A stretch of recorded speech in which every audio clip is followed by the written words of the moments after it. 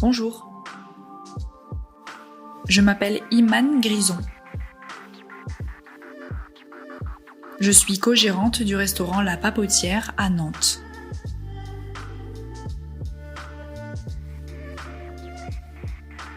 Créer cette entreprise a été très difficile. Je vais maintenant vous raconter mon parcours de création d'entreprise. À l'époque, où j'étais conseillée par Cap Emploi, je faisais des démarches pour intégrer un centre de formation. On m'a déconseillé de suivre une formation, notamment à cause de ma surdité.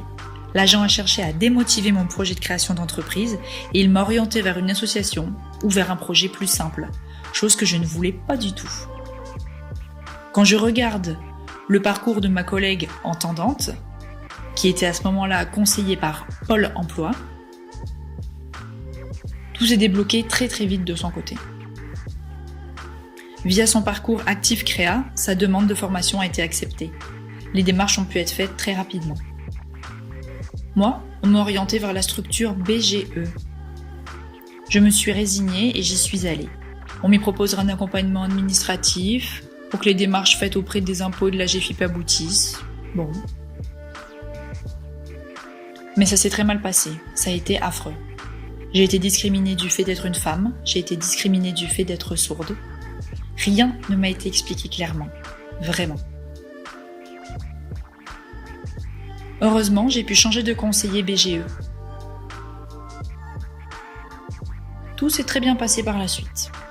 Ce conseiller m'a dit que je devais passer par la case formation. Enfin, les choses bougeaient en mon sens.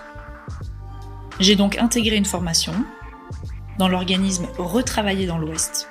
J'ai pu la suivre tout en étant suivie par le réseau BGE.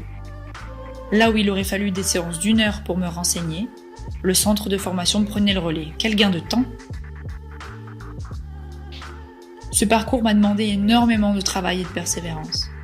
J'ai réussi malgré tout à ouvrir le restaurant. Toutefois, l'accessibilité est encore à parfaire. Par exemple, chaque année, au mois de novembre, Nantes accueille le Salon des entrepreneurs. On y trouve des conférences, une multitude d'exposants.